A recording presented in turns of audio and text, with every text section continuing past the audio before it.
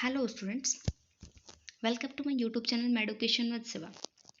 तो आज का हमारा जो टॉपिक है वो है एनाटॉमिकल टर्म्स।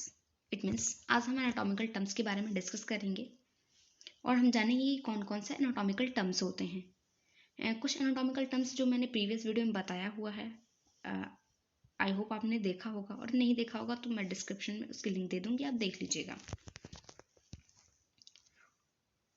तो इसमें हम फर्स्ट देखेंगे एनाटॉमी। एनाटॉमी मैंने पहले भी बताया हुआ है, तो एक बार फिर से देखते हैं।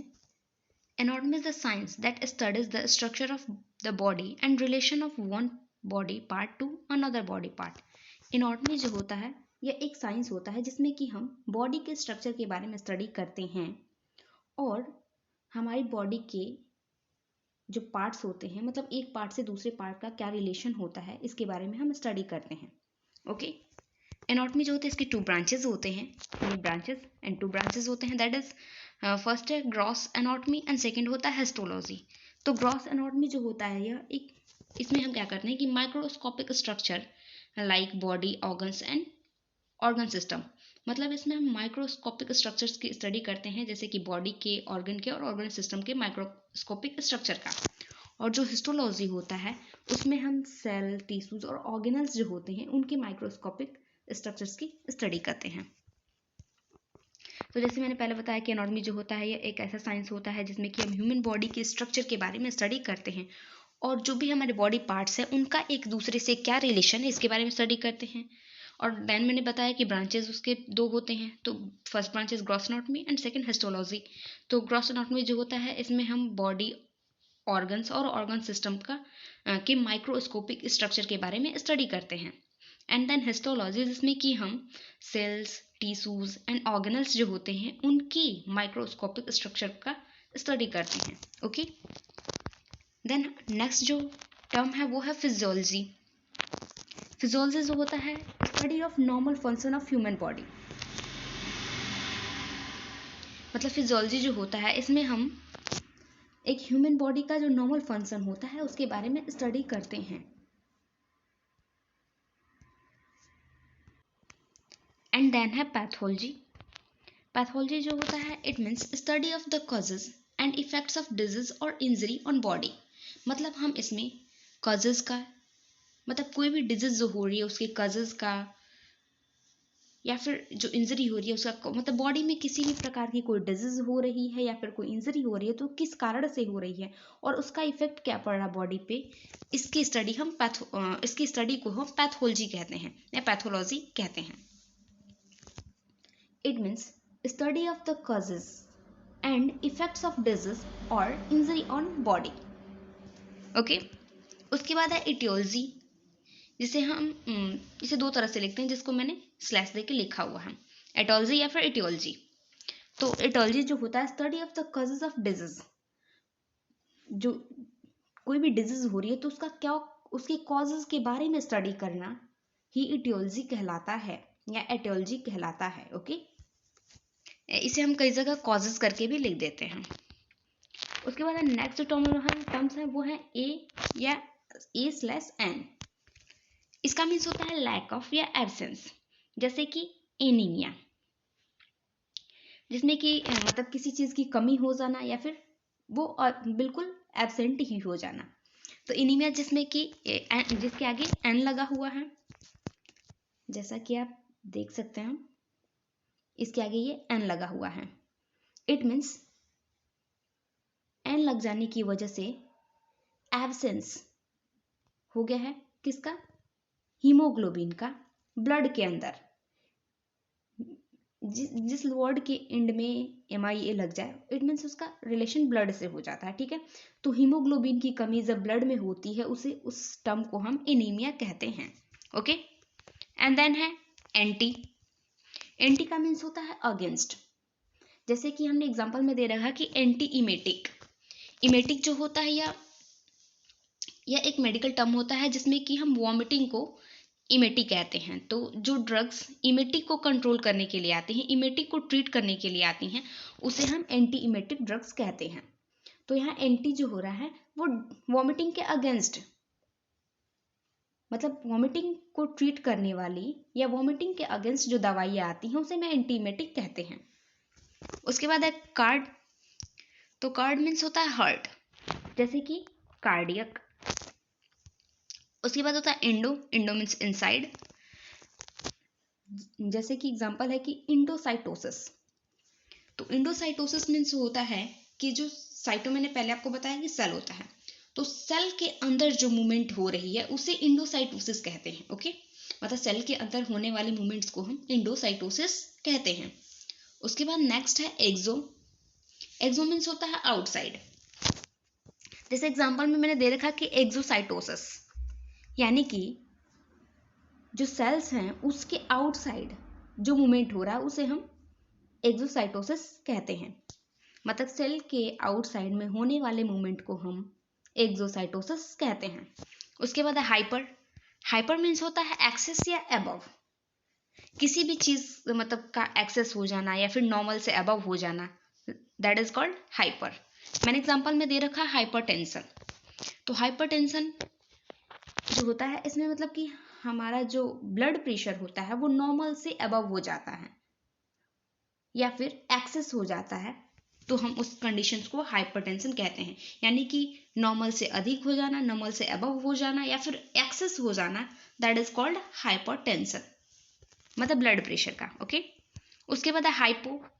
हाइपो यानी अंडर या बिलो, या फिर मतलब बहुत कम हो जाना या फिर नॉर्मल से कम होना, मतलब बिल्कुल अंडर हो जाना या फिर नॉर्मल से बिलो होना, दैट इज कॉल्ड हाइपो। तो इसमें मैंने दे रखा है एग्जांपल में कि हाइपोटेंशन। तो हाइपोटेंशन यानी कि बहुत ज़्यादा लो हो जाना, और अंडर मीन्स, और बिलो को देखिए तो नॉर्मल लेवल जो होता है, नॉर्मल जो ब्लड प्रेशर होता है उससे बिलो होना slightly, that is called hypotension. Okay, उसके बाद माइक्रो। माइक्रो मीन्स होता है स्मॉल या टीनी, जैसे कि माइक्रो ऑर्गेनिजम्स। मतलब जो भी माइक्रो ऑर्गेनिजम्स होते हैं वो काफ़ी स्मॉल होते हैं, जिसे हम नग्न आई से नहीं देख सकते। ठीक है, इसे हम माइक्रो ऑर्गेनिज्म जो भी होते हैं इसे हमें देखने के लिए माइक्रोस्कोप्स की ज़रूरत पड़ती है। ओके, उसके बाद आता है मेगा, जिसे हम मैक्रो भी कहते हैं। मेगा को मैक्रो भी कह सकते हैं। इसका मीन्स होता है लार्ज या बिग। जैसे कि मैंने दे रखा है यहाँ पे हेप्टोमेगैली। तो हेप्टोमेगैली जो होता है, मैंने बताया कि यहाँ पे जो मेगा लगा हुआ है, सॉरी, यहाँ जो मेगा लगा हुआ है, तो मेगा मीन्स होता है कि इनलार्जमेंट, सॉरी, हेप्टोमेगैली मीन्स होता है कि लीवर का इनलार्जमेंट। हेप्टो मीन्स होता है लीवर और मेगैली मीन्स टोटल, अगर मेगैली को देखिए तो इनलार्जमेंट होता है, और मेगा मीन्स होता है बड़ा, यानी कि लीवर का बड़ा होना, इनलार्ज्ड होना ही हेपेटोमेगैली कहलाता है। Okay, and then itis. Itis means होता है इन्फ्लामेशन। तो जैसे कि यहाँ दे रखा मैंने अपेंडिसाइटिस, यानी कि अपेंडिक्स का इन्फ्लामेशन अपेंडिसाइटिस कहलाता है। और जिस भी वर्ड के एंड में आइटिस लग जाए, इट मीन्स वहाँ उस ऑर्गन में या उस पार्ट में इन्फ्लामेशन हो रहा है। इन्फ्लामेशन जो होता है एक ऐसा टर्म होता है, मतलब ये एक साइन होता है किसी इन्फेक्शन का या फिर इंजरी का। जब हमें कभी चोट वोट लग जाती है या फिर कोई इन्फेक्शन हो रहा तो हमारी बॉडी में इन्फ्लामेशन होने लगता है, या फिर जब हमें कोई चोट वगैरह लग जाती है तो उस पार्ट पे जहाँ चोट लगी हो वहाँ पे इन्फ्लामेशन हो जाता है। ओके, तो जिस वर्ड के एंड में आइटिस लगा हो, दैट इज कॉल्ड कि वहाँ पे इन्फ्लामेशन हो रहा है उस पार्ट में। जैसे कि यहाँ अपेंडिक्स में हो रहा तो दैट इज कॉल्ड अपेंडिसाइटिस। यदि किसी भी ऑर्गन में हो रहा है, जैसे कि यदि हार्ट की लेयर्स में हो रहा है, जैसे कि हार्ट की 3 लेयर्स होती हैं, पेरिकार्डियम, मायोकार्डियम एंड एंडोकार्डियम। तो पेरिकार्डियम में यदि हो रहा है तो पेरोटाइटिस कहते हैं, सॉरी, पेरिकार्डाइटिस कहते हैं। एंड अगर मायोकार्डियम में हो रहा है तो मायोकार्डाइटिस कहते हैं, और एंडोकार्डियम में हो रहा है तो एंडोकार्डाइटिस कहते हैं। तो यानी कि जिस वर्ड के लास्ट में आइटिस आ जा रहा है, इट मीन्स उस ऑर्गन की अंदर इन्फ्लामेशन हो रहा है, उस पार्ट के अंदर इन्फ्लामेशन हो रहा है। उसके बाद है टैकी। टैकी मीन्स होता है एक्सेसिवली फास्ट, यानी कि बहुत ज़्यादा फास्ट हो जाना, तेज हो जाना, दैट इज कॉल्ड, जैसे कि मैंने एग्जाम्पल में दे रखा है टेकीकार्डिया, यानी कि हार्ट रेट का इंक्रीज होना, नॉर्मल लेवल से ज़्यादा, काफ़ी ज़्यादा इंक्रीज होना, that is called tachycardia. Then यहाँ पे मैंने ब्रेडी दे रखा है, नेक्स्ट है ब्रेडी, जिसका मीन्स होता है स्लो। एग्जाम्पल में मैंने दे रखा है कि ब्रेडीकार्डिया, यानी कि हार्ट रेट का स्लो हो जाना, काफ़ी ज़्यादा लो हो जाना या फिर बिल्कुल कम हो जाना है, ये ब्रेडीकार्डिया कहलाता है, मतलब हार्ट रेट काफ़ी स्लो हो जाएगी। ओके, देन है नेफ्रो। नेफ्रो मीन्स होता है किडनी, जैसे कि नेफ्रॉन एग्जाम्पल में, मतलब जो किडनी का स्मॉलेस्ट स्ट्रक्चर होता है उसे हम नेफ्रॉन कहते हैं। ओके, उसके बाद न्यूरो। न्यूरो मीन्स होता है नर्व, जैसे कि न्यूरॉन, मतलब न्यूरॉन जो होती हैं ये भी एक नर्व होती हैं, न्यूरोग्लिया ये भी एक नर्व होती है, ये नर्व्स का नाम है। ओके, उसके बाद वैसो। वैसो मीन्स होता है वेसल्स, जैसे कि यहाँ वैसो कंस्ट्रक्शन, यानी कि वेसल्स में कंस्ट्रक्शन हो रहा है, that is called vaso construction कहलाता है। ओके, उसके बाद ट्यूमर। तो ट्यूमर जो होता है इसमें मतलब किसी भी सेल्स के अंदर ओवर प्रोडक्शन हो जाना उस सेल का, उसे ट्यूमर कहते हैं, या फिर मास का फॉर्मेशन हो जाना, दैट इज कॉल्ड ट्यूमर। उसके बाद मीडियल। तो medial structure near midline of body, मतलब जो स्ट्रक्चर बॉडी के मिड लाइन के नज़दीक हो उसे हम मीडियल कहते हैं। इसे हम पहले प्रीवियस वीडियो में बताए हुए हैं, medial, lateral, superior, inferior, anterior, posterior, ये सारी चीज़ मैंने आपको प्रीवियस वीडियो में बता रखा है, लेकिन इसे हम फिर से एक बार देख लेते हैं ताकि आपका रिवीजन भी हो जाए। Okay, then lateral.